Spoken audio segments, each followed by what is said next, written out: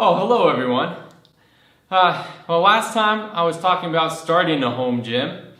So today we'll talk about kind of the next step I would take. And if you're still kind of unsure if you even want a gym, I'd probably start with adjustable dumbbells. We'll start with the standard adjustable. These handles, there's different kinds. Some of them will have a spin lock. Some of them will just have a spring collar. These can go up super heavy because they just use plates that you can interchange. They're not super hard to interchange in and out. You just take that off and then you slide on your new weight. And then you can put the spring collar back on. It just takes some time. And the other nice thing is that you can get like a standard bar, and then these weights will fit onto that bar as well. And the bars come different in that they do have ones with spin locks or spring collars. So it's nice that you don't necessarily have to buy different plates for a different bar, and they all interchange. So you just have to buy plates once, and then you're done. These are usually a little bit cheaper as well. They're a little bit easier to find. So those are all pros. Now, let's go over some of those cons. The changing of the weights. It's not necessarily hard, but it does take some time. So it makes it a little harder to do supersets.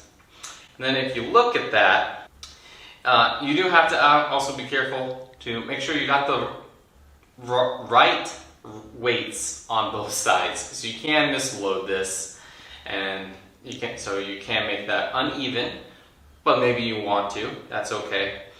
The other big downfall of these is if you're going to be doing like a heavy bench press or overhead press, usually you like to put it on your leg so then you can pop it up and help you to get up to that movement. Well, as you can see, you got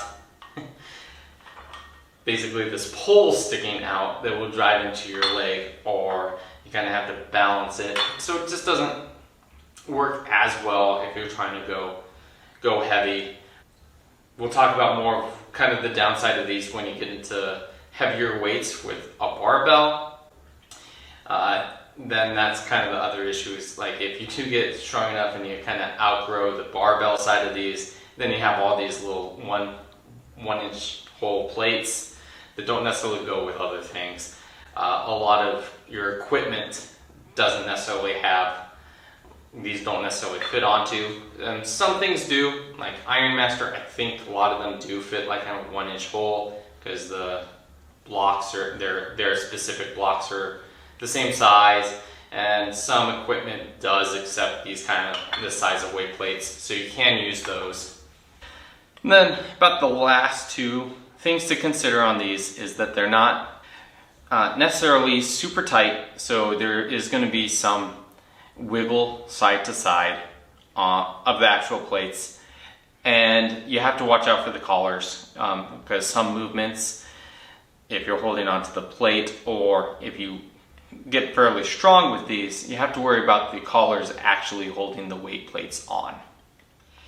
So overall, these aren't necessarily a bad place to start because they are cheaper, they are a little easier to find. You can go fairly heavy on them. You can change out the weights so you can go super light or pretty heavy on these. On the downside, yeah, if you do kind of go in with this, it kind of then stinks if you then change, because sometimes they can be hard to sell. That kind of just depends on your location. They do take up some room on that case. They're a little slower to change, but so those are just some things to think about if you see these and you kind of want to get into exercising. In the next video, I'll be going over power blocks, so be sure to subscribe for that one. Then in the comments down below, just leave your pros and cons for a standard adjustable dumbbell. Please like if you found any of this useful, and I'll talk to you again soon.